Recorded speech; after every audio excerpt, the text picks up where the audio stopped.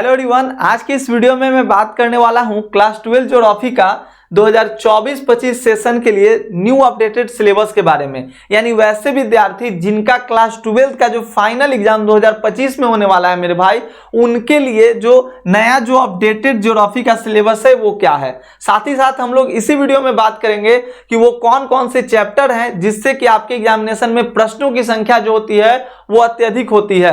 तो इन सब विषयों पे भी हम लोग चर्चा करने वाले हैं, तो बिल्कुल ध्यानपूर्वक आप इस वीडियो को देखिए और समझिए कि कहां से आपके कितने प्रश्न पूछे जाएंगे, क्या आपका जो है वो 2025 फाइनल एग्जामिनेशन के लिए सिलेबस है। तो सबसे पहले मैं आपको बता दूं कि ज्योग्राफी में आपको टोटल जो है मेरे भाई 2 बुक्स पढ़ने हैं। कितने? 2 किताब आपको पढ़ने हैं। पहला जो आप किताब है यहाँ पे देखिए, मानव भूगोल के मूल सिद्धांत। ये एनसीईआरटी का पिक मैं यहाँ पे दिखा रहा हूं आपको, आप रेफरेंस बुक से भी पढ़ाई अपना कर सकते हैं, लेकिन जो आपके चैप्टर्स हैं, जो टॉपिक्स है, उसको पहले आप समझ लीजिए। तो पहले बुक का नाम है मानव भूगोल के मूल सिद्धांत। इसमें लगभग आपको 10 चैप्टर पढ़ना होता है। और इधर अगर मैं बात करूं, दूसरा जो आपका बुक है भारत, लोग और अर्थव्यवस्था, इसमें भी आपके अप्रोक्स 11 चैप्टर आपको पढ़ने होते हैं। हालांकि मैं आपको कुछ बात बतला दूं शुरू में ही कि जो सीबीएसई है, सीबीएसई ने इस बुक से भी कुछ चैप्टर रिड्यूस कर डाले हैं और इधर इस बुक से भी कुछ चैप्टर क्या हुए हैं तो कम हुए हैं। लेकिन अदर जो बोर्ड है, जैसे बिहार बोर्ड की मैं बात कर लूं तो उनका क्या सिलेबस है वो भी हम लोग समझेंगे। बाकी अदर बोर्ड वाले के भी सिलेबस के बारे में हम लोग जिक्र करेंगे। ठीक है, पहले मैं बात कर लूं पहले बुक की। तो पहला जो आपका ये बुक है मानव भूगोल के मूल सिद्धांत, इसमें देखिए आपको टोटल मैंने बताया कि अप्रोक्स 10 चैप्टर पढ़ने हैं। तो 10 चैप्टर में जो आपका यूनिट 1 होता है, यूनिट 1 में देखिए आपको चैप्टर 1 जो पढ़ना है वो मानव भूगोल, प्रकृति एवं विषय क्षेत्र है। आप देखिए बुक का नाम ही है मानव भूगोल के मूल सिद्धांत। तो मूल सिद्धांत में पहला ही जो चैप्टर है वो आपको पढ़ाता है क्या? मानव भूगोल के प्रकृति और इसके विषय क्षेत्र के बारे में। यानी कि क्या मानव भूगोल का प्रकृति है और कौन कौन से इसके विषय क्षेत्र हैं, इसके बारे में हम लोग इसमें पढ़ते हैं। जो दूसरा आपका चैप्टर है विश्व जनसंख्या, वितरण, घनत्व और वृद्धि, मतलब विश्व की जो जनसंख्या किस प्रकार से वितरित है, क्या उसका घनत्व है और कैसे जो है विश्व की जनसंख्या का जो वृद्धि है, ग्रोथ रेट है, उसके बारे में हम लोग पढ़ते हैं। तीसरा ये जो चैप्टर है ना, जनसंख्या संगठन, ये चैप्टर फिलहाल की मैं बात करूं तो सीबीएसई से रिड्यूस कर दिया गया है। देखिए मैं अभी ये बता रहा हूं कब, 2025 फाइनल एग्जामिनेशन के लिए मैं ये सिलेबस बतला रहा हूं आपको, मतलब 24-25 सेशन। अभी 2024 चल रहा है। जो विद्यार्थी 2025 में जिनका फाइनल एग्जाम फरवरी, मार्च, अप्रैल में होने वाला है, उनके लिए ये सिलेबस मैं आपको बतला रहा हूं। तो सीबीएसई ने भाई इसको रिड्यूस कर डाला, लेकिन बिहार बोर्ड वालों को ये तो पढ़ना है। और इधर देखिए मानव विकास चैप्टर है आपका। देखिए यहां पर जो है प्राथमिक क्रियाएं, द्वितीयक क्रिया और तृतीयक क्रिया, तृतीयक और चतुर्थ क्रिया, ये बड़ा इंपॉर्टेंट है। अब पंचम क्रियाकलाप भी आपके जो है सिलेबस में ऐड हो चुका है, आप देखेंगे यहाँ पे।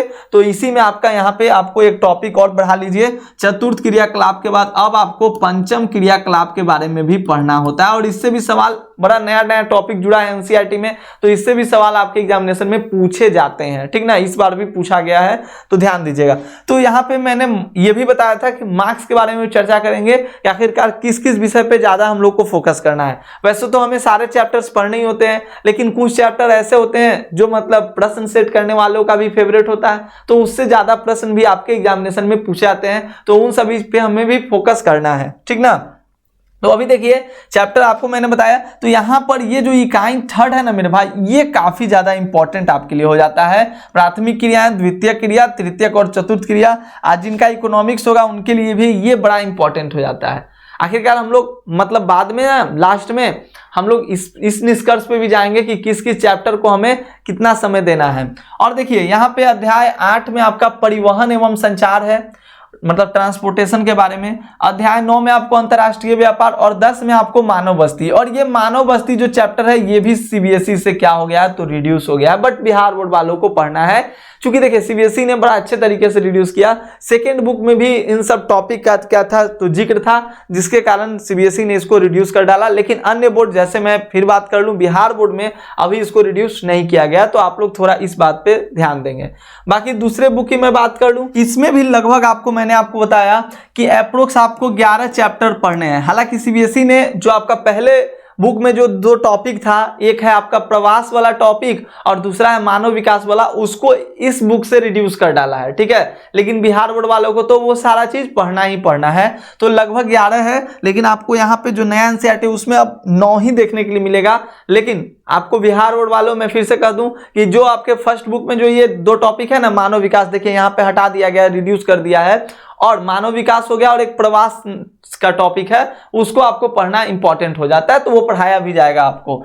देखिए यहाँ पे जनसंख्या वितरण घनत्व वृद्धि पढ़ना है, वही पहले बुक में हम लोग विश्व जनसंख्या के बारे में पढ़े, और यहाँ जनसंख्या जनरली बात है कि भारत के बारे में बात की जा रही है, और बुक में का नाम भी देखिए भारत लोक और अर्थव्यवस्था के बारे में जिक्र किया जा रहा है।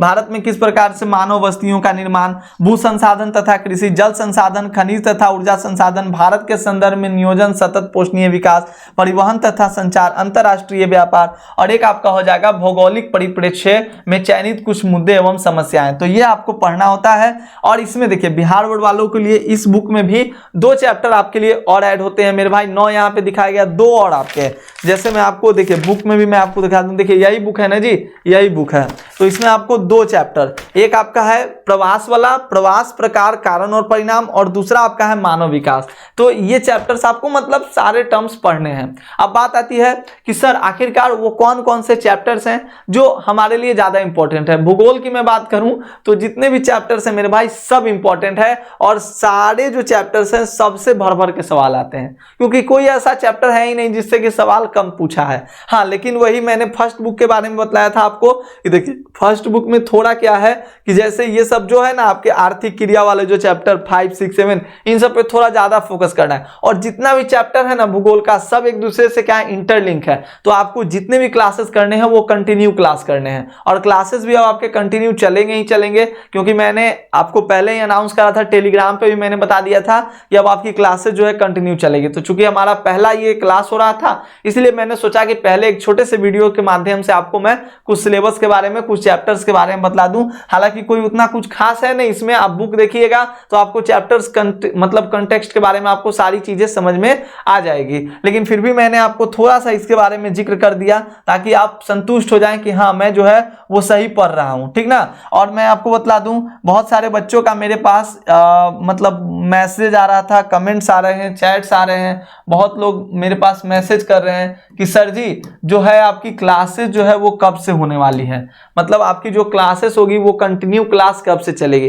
तो मेरे भाई मैं आपको बता दूं कि अब हम लोग कंटिन्यू क्लास करेंगे, ठीक है। एक मॉर्निंग में हमारी क्लास आएगी, एक इवनिंग में हमारी क्लास आएगी, तो आप लोग रेडी रहिए क्लासेस के लिए, क्योंकि सिलेबस समय पे देना भी होता है, तो समय समय पे आपको सिलेबस भी दिया जाएगा, पेड कोर्स भी चालू कर दिया जाएगा, साथ साथ यूट्यूब पे भी आपको पढ़ाया जाएगा। तो बस रेडी रहिए, और लेटेस्ट अपडेट के लिए आप हमारे व्हाट्सएप पे भी जुड़ सकते हैं हमसे। व्हाट्सएप तो आपको पता ही है, मेरा व्हाट्सएप नंबर सबको पता है 9523297596। जो विद्यार्थी नए हैं नोट कर लेंगे, आकाश सर के नाम से सेव कर लीजिए, सॉफ्ट स्टडी के नाम से सेव कर लीजिए, कुछ भी चलेगा, ठीक है। और उसके बाद जो बच्चे टेलीग्राम पे ज्वाइन होना चाहते हैं वो टेलीग्राम पे सर्च कर लेंगे सॉफ्ट STUDY सॉफ्ट स्टडी, आप आकाश कुमार सर्च कीजिएगा, मेरा नाम हो जाएगा, तो आपको ना अपना टेलीग्राम चैनल मिल जाएगा जिसपे अभी 13K प्लस सब्सक्राइबर है, मतलब 13,000 प्लस जो है वहां पे बच्चे ऑलरेडी ऐड हैं, ठीक है।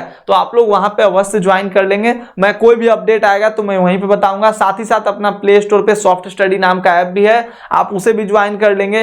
गूगल पे अपना वेबसाइट भी है सॉफ्ट स्टडी आकाश कुमार के नाम से, आप उसे भी दे सकते हैं। जो विद्यार्थी प्रतिदिन टेस्ट देना चाहते हैं उनके लिए भी ऑलरेडी वेबसाइट है हमारा BSCB क्यूज के नाम से, आप इस पे भी अपना टेस्ट लगा सकते हैं। तो मतलब आप लोगों के लिए सारी सुविधाएं ऑलरेडी पहले से उपलब्ध है, बस अब हम लोगों को प्रतिदिन क्लास के माध्यम से आपको जागरूक करना है और पढ़ाते रहना है। तो बस आप लोगों से भी विनम्र विनती है कि बस वीडियो को अपने दोस्तों के साथ शेयर अवश्य कीजिए, सबको बताइए कि अब क्लास जो है सॉफ्ट स्टडी आर्ट्स पे शुरू होने वाले हैं मेरे भाई। शुरू होने क्या मतलब वीडियोज ये आप देख रहे हैं, इसका मतलब है कि अब आपको वीडियोज रेगुलर मिलते ही रहेंगे, ठीक ना। तो अपने दोस्त भाई बंधु जितने भी मित्र बंधु सखा हैं सबको बतलाइए, शेयर कीजिए सबको, और मिलते हैं हम लोग अपने क्लास के टाइमिंग पे लाइव क्लास में। बहुत ही धमाकेदार क्लास के साथ चैप्टर 1 से पढ़ाऊंगा, पूरा सिलेबस समय पे खत्म करूंगा, ठीक है। तो चलिए मिलते हैं हम लोग अगले क्लास में, तब तक के लिए धन्यवाद मेरे भाई। जय हिंद, जय भारत।